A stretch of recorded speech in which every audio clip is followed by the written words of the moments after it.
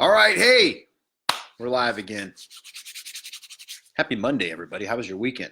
So, as I've been doing, I'm making sure to share myself because, hey, if I'm not tooting my horn, nobody else is. All right, so how was the weekend, everybody? As you guys know, for those of you that have been hanging out with us, we are going to debrief Grant's strategy of the week. We're doing that every Monday. I'm coming to you Monday evening once I'm done with my stuff, with my work, with my grind.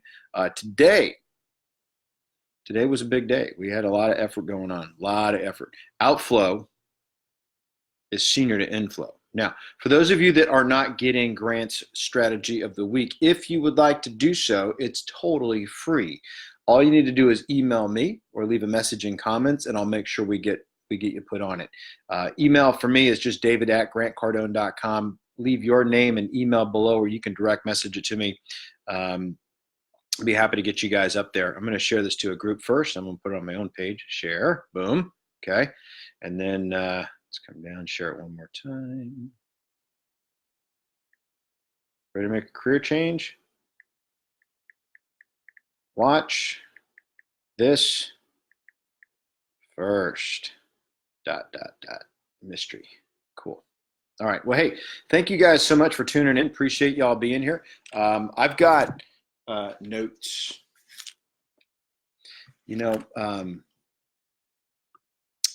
Making career changes. If you're thinking about, hey, jumping ship, maybe you should do something different. Maybe you might need to do a little flipperoo.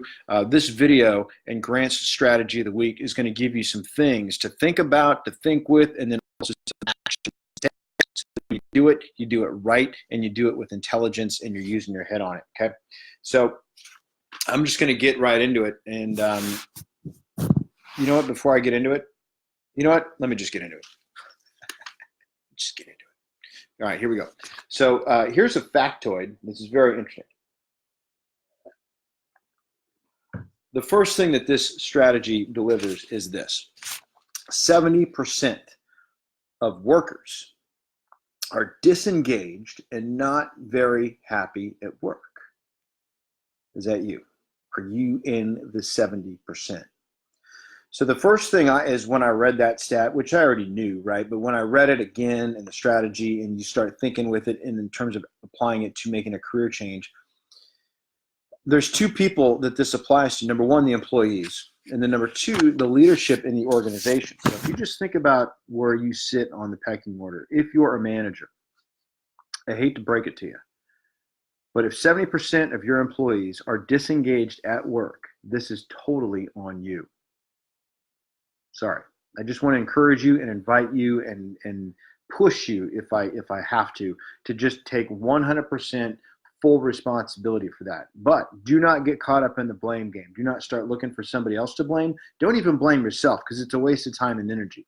Just recognize it, take full responsibility for it, and then go all out at handling that and doing some things, taking some action on that, doing some things that literally can get your people, your employees engaged. You don't want a bunch of bodies at work, right? You want somebody to be here mentally and emotionally as well, right? You want people to be fully present on the job, okay? So if they're not doing it on their own, you have to help them, because they're the lifeblood of your business. So we actually have some ways to help with that. And if you've got some curiosity on that, again, shoot me a message or send out an email, david@grantcardone.com.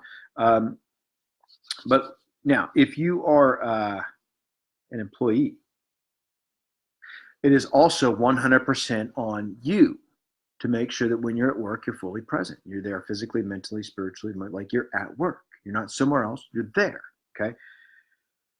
If you're disengaged, what I'm going to tell you right now, and whether you're a manager or an employee, if you are disengaged at work, then you are off purpose. You have lost the connection to your why. And so the first thing you want to do when you start thinking about a career change or going from one job to another job, or whatever it is you're thinking about doing, are you playing full out at work? Are you leaving it all in the ring? Okay. There's this, I'm a huge fan of mixed martial arts, and there's a show, it's a reality show called The Ultimate Fighter. And there's this saying up in there, and this is where amateur fighters go and try and become professionals and get a UFC contract. There's a thing that says, don't leave it up to the judges, right? Leave it all in the cage. Okay. So when you're at work, when you leave, did you leave it all in the cage? Now I'm going to be the first guy to tell you, I have not done that every single day. There are days where I do not leave it all in the ring, and that's on me, just like it's on you.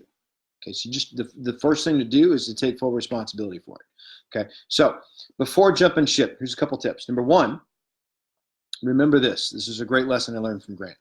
Wherever you go, you take you with you. Wherever you go, there you are. Now, Grant didn't say that, but he's the first person I heard it from. Okay. The next question, as I just mentioned, are you operating at your full potential every single day? Do you leave it all in the ring? If not, fix that before you start thinking about going somewhere else. Play full out when you're at work, okay? Regardless of what your position is. If you're the janitor, be the best damn janitor you can possibly be, okay? If you're the receptionist, challenge yourself to answer the phone with full passion every single time. You don't have to be feeling it, okay? Be an actress, be an actor, right? Answer it with full emotion, full commitment, full passion, okay? Play full out when you're at work. Be the best version of you can be while you're there, okay? And then the third one is, this is a great question. I love asking this. Are you at work because you have to? Or are you at work because you have to? What do you think the difference is between have to and have to, okay? So when you think about that, when I talked about playing full out, getting connected to purpose, you want to be there because you have to, because you've got some goal, you've got some dream, you've got something behind you that is just pushing you to go out and create something bigger and better for yourself. And you also want something that is pulling you. We talked about this before. You want to be moving away from things you don't want while moving towards the things that you do. And so therefore, because you're connected to your why, because you're connected to this higher purpose, you have to be at work. You have to show up early. You have to stay late. You have to go the extra mile. Like, you have to, because it's who you are. It's in you. And you're going after something way bigger. Way bigger. Okay? So here's what we want to do. You want to, if you're taking notes, grab a pen and some paper. You know, I want you to rate yourself honestly on a scale from 1 to 10. Do this first. Do this before starting to look at other opportunities. Do this before going to the next business. Do this before making a career change. Scale from 1 to 10. Rate your attitude, where your head and your heart's at. Rate your approach, like your skill level at your particular job. Okay, and then, are you doing enough? How are you contributing to the overall well-being and financial solvency of the company? Are you doing enough? Are you showing up early? Are you staying late? Are you going the extra mile for a customer? Are you going an extra mile for your manager? Are you doing everything you can to make their job easier? Are you doing everything you can to make somebody below you, to make their job easier? Never ever say that's not my job. It's your job.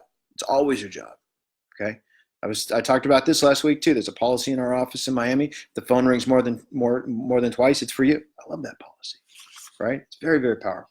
Shows you what kind of culture we have in play over there. Okay, so rate yourself on a scale from 1 to 10. 10 being, how's my attitude? Where's my attitude? Scale from 1 to 10. What's your approach? And am I doing enough? Okay, so just make those rates.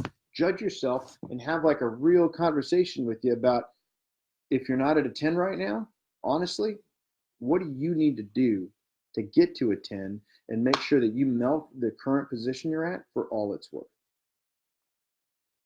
Basically, before you start looking for greener grass, make sure that the grass you're on is totally mowed and clean. What's up, Ray? Look at you. Haven't seen Ray in a while. Mo is here. Rusty's here. Thank you guys for hanging out. Hey, Rusty, I'm glad you need to hear this today because I'm just getting warmed up, man. So thank you for being here. All right.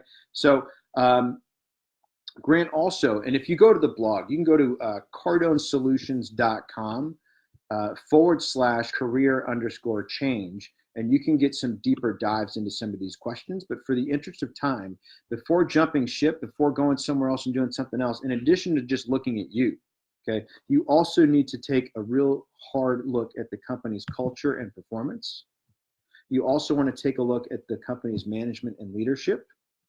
You also want to take a look at the compensation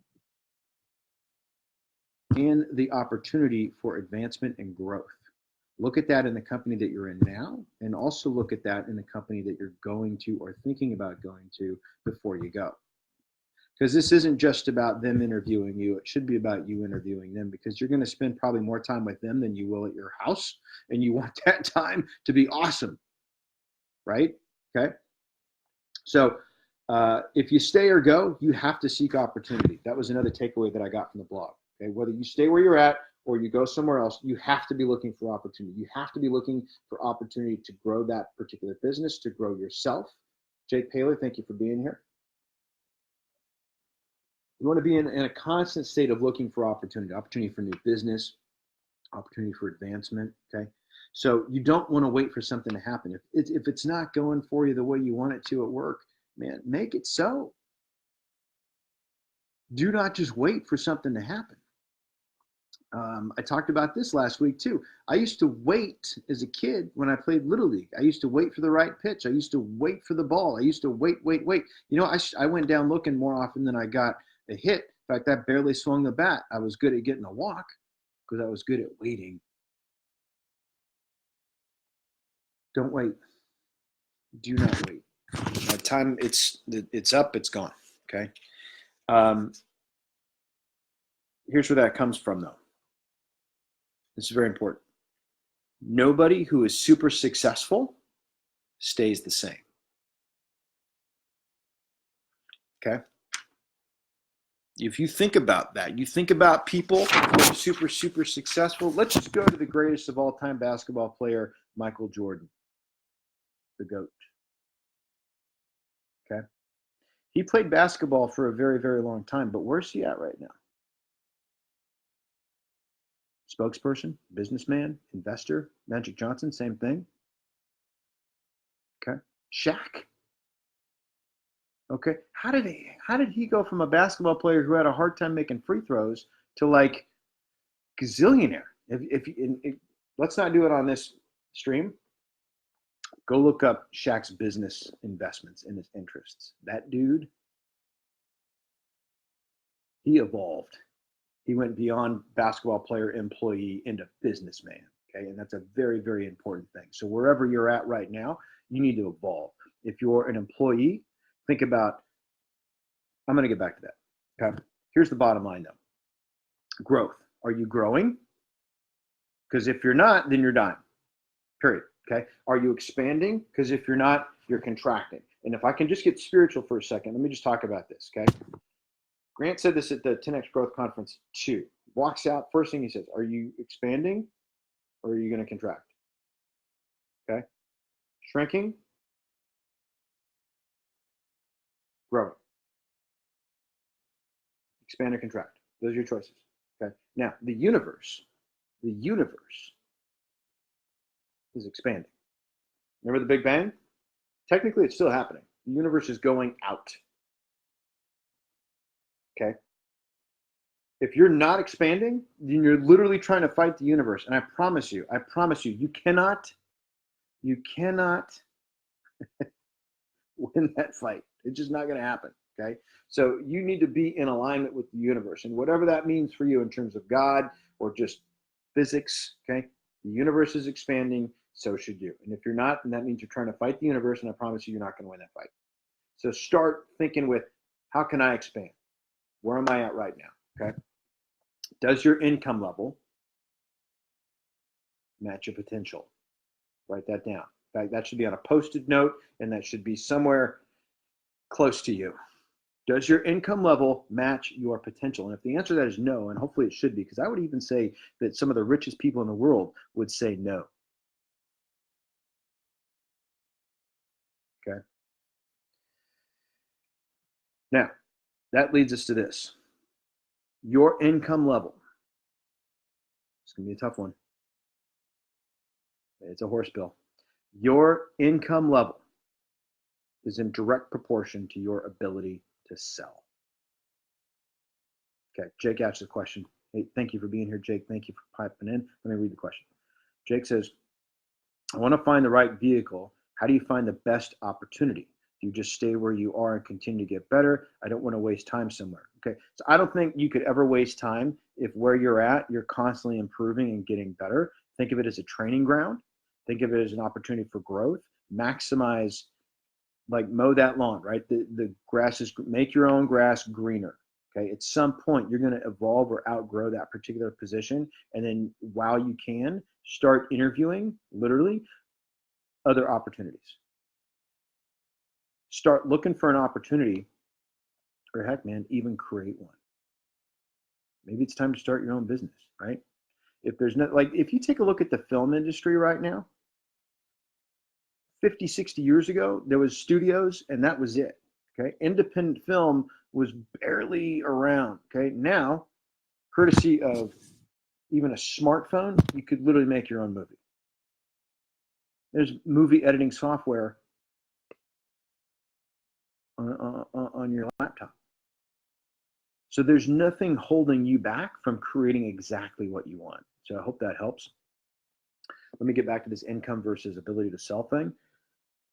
First thing I always like doing too sometimes is really taking looking at the word or any words, right? So sometimes we see these words and we take them for granted. We use them all the time, right? And we think we know what they mean, but do we really? Okay. So one of the things that I first did when we take a look at that quote that I just delivered, your income level is in direct proportion to your ability to sell. What do we have? Let's define that word, ability. You look it up and you got this. You got possession of the means or skill to do something. Possession of the means or skill to do something. Quality or state of being able. Okay. Competence in doing something. Skill. Acquired proficiency. Love that. Okay. So that means this. If you're a manager, if you're a salesperson, if you're a business owner, grab that pen and paper. We're going to do another skill set. Okay. So again, rate your attitude and your mindset. It's the most important thing. Okay.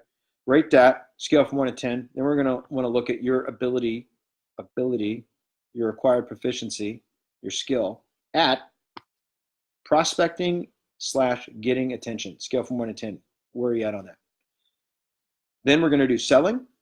Selling, as far as this is concerned, let's just say it's the between greeting somebody, starting and getting to proposal, pre-close, because selling and closing are two totally different skill sets. That's right out of Grant's book, Sell or Be Sold. If you don't have that book, get that book. So you've got your attitude and mindset, your ability to prospect / get attention, your ability to sell, your ability to close a deal, your ability to follow somebody up, whether you closed them or you didn't. Once you've gone in for the deal, for the close, if we don't close, you got to follow them up. If you do close, you still have to follow them up, because if you look at one of the rules of closing, until they not only have your product, but are using it and winning with it, getting a win with it, you haven't helped them and you haven't served them, and you need to follow them up to make sure that they're doing it and they're getting something out of it. The sale does not end when you consummate the deal. It starts. Phones. Okay. Grant says this is a weapon. Okay. And if this is a weapon, then you have to know how to use it. And you have to know how to use it safely so you don't get hurt, because you can get hurt on this thing. I got hurt a couple times today. Okay. So rate yourself, scale from 1 to 10, attitude and your mindset, prospecting and getting attention, selling, closing, follow-up, phone handling. Rate it. Now, once it's rated, here's what I want you to do. Once you've rated yourself in these areas, next thing you need to do, pick the lowest. That's what I need you to work on right now. Okay, we're doing all of this before we jump ship. You have to be the best version of you first before you go find something else. You need to make sure that if you leave, it's because you outgrew it, not because you gave up. Because it's just not working for you. You need to make it work. You need to exhaust all effort at it, and do not ever quit or lower the target. Continue to push. Okay? So here's a question. Would it be helpful for you to spend 7 days hard targeting that one thing that you just came up with, the one thing that you know that you have to get better at. What would it be worth if you could just hard target that thing for 7 days? Because that's what I want to give you today. That's what I want to offer you. I want to offer you 7 days free inside Cardone University, where you can hard target the one thing you just figured out, hey, I need to get better at that before I do anything else. Before I go find another gig. What's up, Marcus Frisbee? Before I go start another opportunity or start something else, I need to make sure that I've maximized me and my position in the company that I'm in. So earlier I talked about process and growth, where you want to outgrow yourself, okay? And you want to outgrow wherever you're at. You want to outgrow the position that you're in your current company and then get to something bigger. You need to outgrow that company maybe, right? Maybe you're in a big company and you want to like get into a better place where you can have more impact. The number one reason I started working for Grant was I realized very quickly that I could serve way more people and deliver way more value working with Grant than I ever could what I was previously doing. And I don't know if you know my story or not, but Grant's training on multiple levels changed my ability to sell, create my own reality, get and stay sober. Like these are life-changing things. It didn't just make me a better salesperson, it made me a better man. Okay, and so the reason that I work here is because I want to give that to the people on a massive scale.